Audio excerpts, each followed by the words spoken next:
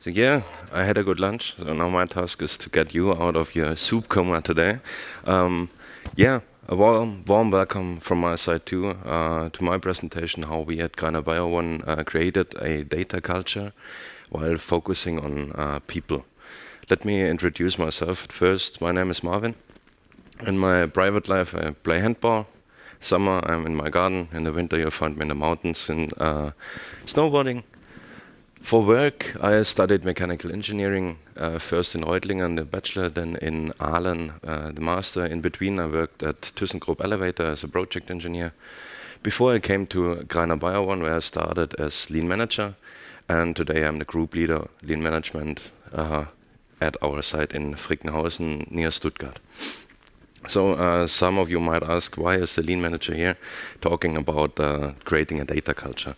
And that's where I see my role as lean manager a little bit different than it was in the past, because I try to combine lean and digitalization. Mr. Kerst already showed us how it's done in a good way. You have to get your processes right in the first place and then go for digitalization. A colleague of mine always used to say, if you have a shitty process and you digitalize it, you just have a shitty digital process. So that's where I define my role. And as I already said, I'm working for Greiner. This is part of the Greiner holding. Here just some key figures of the financial year 2019. Sorry, they're not really up to date. Today we have about 14,000 employees, and we had a huge growth over the last year. So Greiner is divided in 4 divisions. The biggest, according to sales, is the packaging, doing all kind of packaging in the food and non-food sector. Sorry, like for example the coffee to-go cups. Then Greiner where I work, we're doing medical devices, laboratory equipment, like when you ever donated blood. Those needles and the small tubes are most from us. Then we have the Greiner foam, all sorts of foam like mattresses or car interior. And the smallest division is the Greiner extrusion, that are producing the machines, which are then producing, for example, window frames or things that can be extruded. But enough for the advertisement part. Let's get to why I'm really here today. Who of you has heard these phrases? Maybe even today. I heard some today. Data is the new oil. Everything is about AI and big data. We have to do it. Everybody's doing it, so we just have to, right? And it was the same in my company too. We got ahead of ourselves. We have to do AI. We have to do everything the others are doing too. And at some point, we had to take a step back and ask ourselves, what is our reality? And Mr. Bohlen already mentioned it in his presentation, the reality. And the answer to that question is really simple. It's Excel. Most of us are using Excel to get data from SAP in Excel and then calculate something, group something, or whatever you need. But the problem with that is, if you give this raw data to 10 people, and with different point of view, different solutions they want to achieve, you will get 10 different outcomes out of this same raw data. So standing at this point, we had to ask ourselves, where are we today? And where do we want to go? And then we came across this 4-level model of big data. So in the first level, it's just manual reports, Excel, small scale, mostly startups, small companies. The level 2 is where we found ourselves, and where most companies today are, is we have ERP, we have an MES system, we have a whole lot of databases, a whole lot of data, but most of it is unused. And also the most common tool to process the data is Excel. The next level would be the self-service analytics. You have a few key users with the skills to really process the data, to split up data silos, to give standardized information and data to the whole company. And then where we all want to be and where we want to go to is level 4. Data is our DNA. Everything, every decision is based on data. We have specialists in place like data engineers, data scientists, and so on. like I already said, we found ourselves in level 2 with the ERP databases and a whole lot of data unused. And we wanted to go in the first step to level 3 and had the goal no code or low code. The vision sure was to get to level 4. Yeah, we want to do big data, but at first we had to reach level 3. And yeah, then we had our vision. We knew where we wanted to go, so we wanted to remove waste. We wanted decisions based on data, synchronized information, live data, and so on and so on. We did workshops with the management, created charts over charts, and came again to a point where I said, "Stop, it's not going to work." And again, Mr. Bowen already said that. What did we forget? We forget the important part of our company. We forgot our employees. Because every project can only be successful if you involve your employees and if they live up to it and if they live this change. So how to do that? There's a genius formula, and I dedicate all my work on this formula. It goes D times V times F has to be greater than R. Clear, isn't it? The D stands for dissatisfaction. If I'm satisfied with my work as it is today, why should I change? Then we have the V for the vision, or why. Where do I want to go to? Why do I want to go there? And the F, the first steps, you have to have someone to go up front to prove that what you're thinking of will really work. And you see it's a multiplication. You have to have all these three things. You can have someone stepping up, going up front. No one will join him. If all these three parts are there and they're greater than R, then you have a chance to overcome the resistance and that your project will be successful.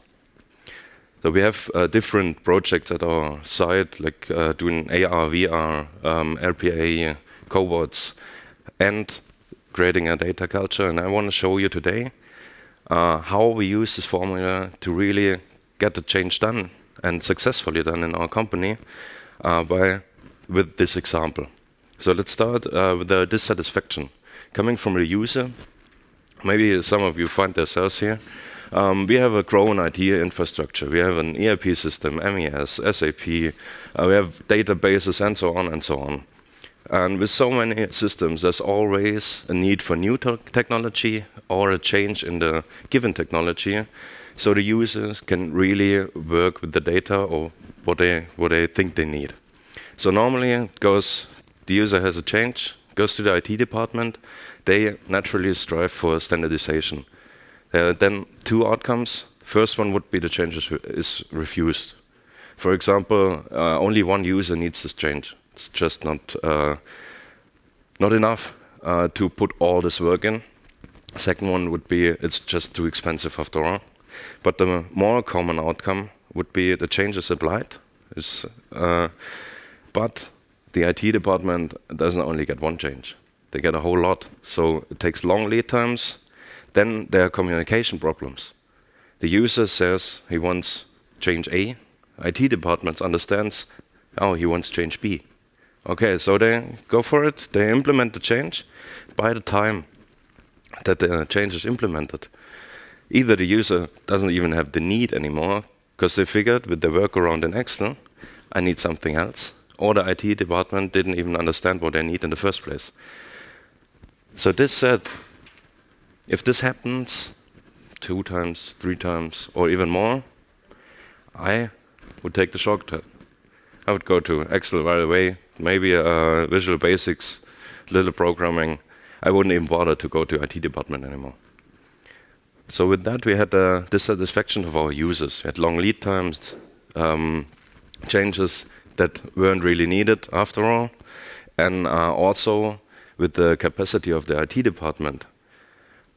We had to give those changes to an external partner, so we had to give away the know-how, and it got really expensive because our IT department couldn't handle it anymore. So now we have our users, our employees, but as another mandatory field is those who give the money. We have the management, and they also have their dissatisfaction. You have to get them in your boat too. So let me just give you one example of a dissatisfaction management had in this place. We have like every management, regular meetings, reportings. They have to bring the KPIs, report how it's going on their side. So someone, either they do it themselves or they have assistants, prepare a PowerPoint presentation. They take shortcuts, they gather information, they gather that data, and build it all up in a PowerPoint presentation. That's maybe a few hours in advance, more common, few days in advance. So by the time they really get together and present their KPIs, they're already outdated. They're not valid anymore, and to really get into every detailed question there could be, you have a whole lot of backup and a whole lot of work to prepare this backup. And it's always the same. There's one detailed question that can't be answered because it's not in the backup.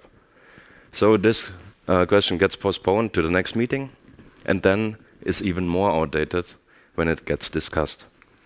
So there we had the dissatisfaction for our management. They had no live data. They couldn't do proper decisions on this live data, and at least couldn't do fast decisions.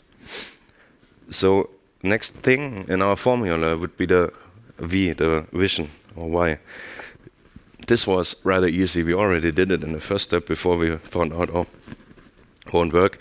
So again, coming from the dissatisfaction, what we worked up front, we gathered together what we want to do and why we want to do it. It's just we wanted to empower our people to do the changes on their own, so that the changes are really what they need, and that they could work with it. We wanted decision on live data, fast decision, and we wanted low invest. So coming with the low invest, we decided to start again with Excel. I'll come back to that, why we had to start with Excel, and Power BI, which is included in the Office 365. So we had no invest there, and to process the data, we choose KNIME, which is an open source program. On the one hand, KNIME, Power BI, and Excel, you don't need any IT skills for that. On the other hand, it's open source or included in 365, so we didn't have any additional invest to get started. And now the last part of the equation would be the first steps, and the most crucial part of this project were the first steps. That's where really the employees came in, because we started to choose the right participants from several different departments. They had to define a project up front, and then we went into a training with an external partner for 3 days. 2 days KNIME, 1 day Power BI. And this was the key success factor. The people had to do their projects on their own. They really had to do it themselves, but they had the opportunity, whenever they struggled, whenever they didn't come further, they could get to our external partner and got coached. The external partner didn't solve the problem for them, but he helped them solve it themselves. And with this, we then got, after a short time, the first pilots. This was mine, by the way. On the left side, you see the automation part with KNIME. On the right side, the dashboard in Power BI. I just have it a little bigger here. And this was only 1 page. It was done in a week, already implemented. But with this 1 page, we got rid of 8 different manual reports, 5 of them on daily basis. And that's really when the resistance was overcome, and people came to me asking, couldn't we do that? Couldn't we get that into the dashboard? I need this information to work on daily basis. Could you help me with that? And again, the crucial part was not me solving their problems, but me showing them how to do it themselves. So I trained them, I coached them, and starting with Excel, to KNIME to process the data and then visualize it in Power BI. Within short time being, we adapted other 365 components like Flow, Teams, Forms. We had SharePoint, HTML input, and also our databases, our SAP, MES system. And with that, within 3 months, the dashboard grew to, I think, 15 to 20 pages with information not only KPIs, but also information just to give to the next shift. With COVID, we had problems. We couldn't talk to each other anymore, so we had to have something to transfer information to the next and the shift after that. Then we have safety and overall KPIs for sure. So last time I checked, the dashboard was 37 pages. But sure, not everyone is working with all the 37 pages. Everybody has his own parts, his own pages, where he gets every information live whenever he needs them. So what did we achieve? Coming again from this dissatisfaction of users. We now have people in place that can do their own changes, that can get their data in the right way and fast. We have the know-how in-house. We don't need the external partner anymore. I did the coaching after a certain point. And overall, the data handling skills in the company grow very fast. The other side, the management, with their dissatisfaction, we now have fast decisions based on live data. Really, the whole culture, how we do meetings and reportings, changed completely. No one has a PowerPoint anymore. They're all going in. Here's my dashboard, actual data. And you can go down to every detail you need without any further preparation up front. So, summed up, we started in the end of 2020 with a training with 10 people and 10 projects. After 1 week, we had the first dashboard, like I already showed you live. After 1 month, it was fully implemented and automated. After 3 months, we had improved the dashboard several times, like I said, to 15 to 20 pages and reduced the overall effort of gathering data and preparing meetings up to 90%. Today, we have over 50 employees trained and over 300 workflows implemented. Now I'm talking about workflows and not about a visualization anymore. I'll come to that. So we have the dashboards in place, not only the production dashboard, but for SCM as well, and other departments too. And there's another part of this where you don't need the visualization at any point. It's the automation with NIME. We had a problem in the production. We had 10 supervisors doing holiday planning for their employees, like 2 hours a week. To sum that up, that's 40 hours a month just doing holiday planning. We have now one workflow, and with one click, we can get all this information. They get it separately, one by one, with one click, live and actual, and reduce those whole 40 hours away with only one workflow out of this 300. But we're a long way from done, and we continue this journey as a team. So this all sounds really shiny and rainbows and everything went perfect. That's not the way it is. I don't want to lie there. So to come to an end of my presentation, I want to give you a heads up, a lessons learned. What were the problems we had, and why did I say we had to start with Excel in the first place? Was our IT department had their fears too. They had the fears that the data would be manipulated, that they get reports from all over the world, from our different sites, and they look all different. Our CEO has 15 OEE reports and can't read one of them because they all look different. So what we did, and what I would recommend you to do, start with Excel. That's all right.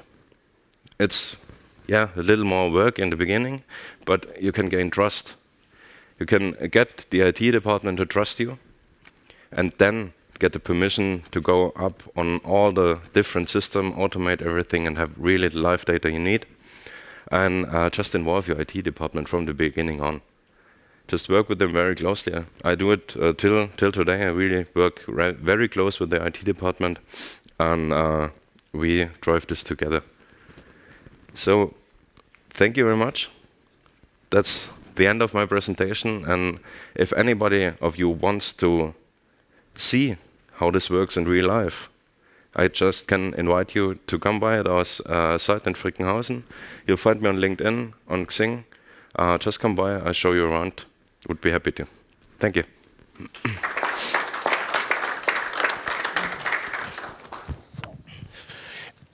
Any question? Yes, please. Thank you.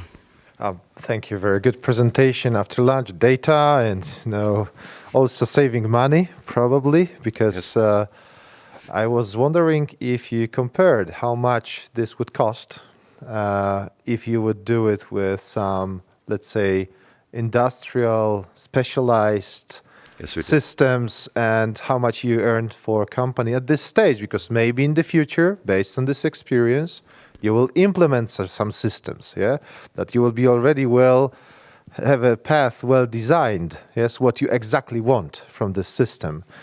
And what I like in such applications that people can brag themselves, show what they saved for the company. So did you calculate this? Did you estimate that? Yes, we did, especially for the 10 first projects. We had some investors. It was a little, so we had to pay the external partner for the training and the coaching. So we had to do an ROI on the first 10 projects, and we did this calculation. I don't have it in mind, honestly, so I don't know the numbers by heart now. But also our external partner provides solutions to what goes against what we are doing is to solve the problem. So you're giving, I want to have this, they just do it and you pay them. And we had some really, just now a project that would have cost us 200,000 euro. And we did it ourselves in 1.5 weeks.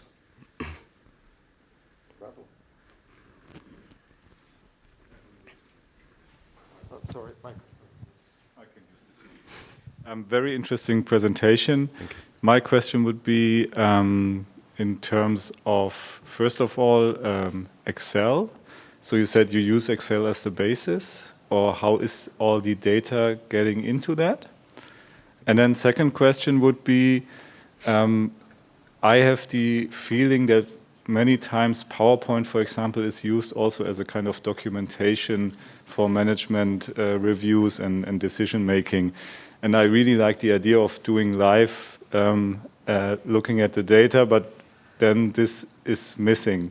And I had some similar experiences in the past, so it would be interesting for me how you handle these kind of situations. Yeah. Good questions. Thank you very much. So the first question was, we started with Excel. So we took the data out of SAP, out of MES in Excel, and then got them to then calculate them or whatever we did with our automatization to gain the trust of the IT department. And when we hooked up to the systems, to the databases, those Excel files just fell away, and we then processed the data directly from the system. We do have some Excel sheets in there too today. It's mainly for like the supervisor of personnel in the production.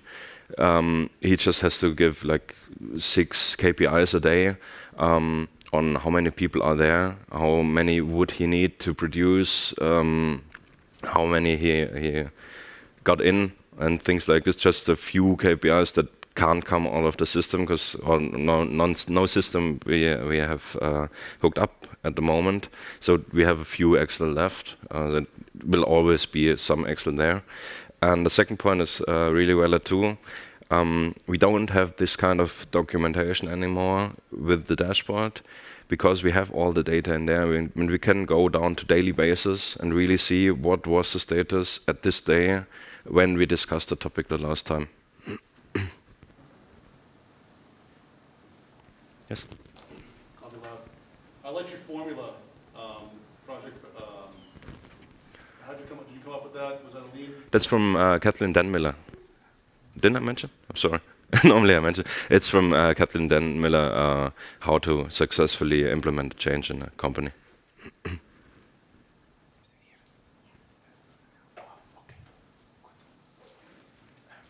Okay.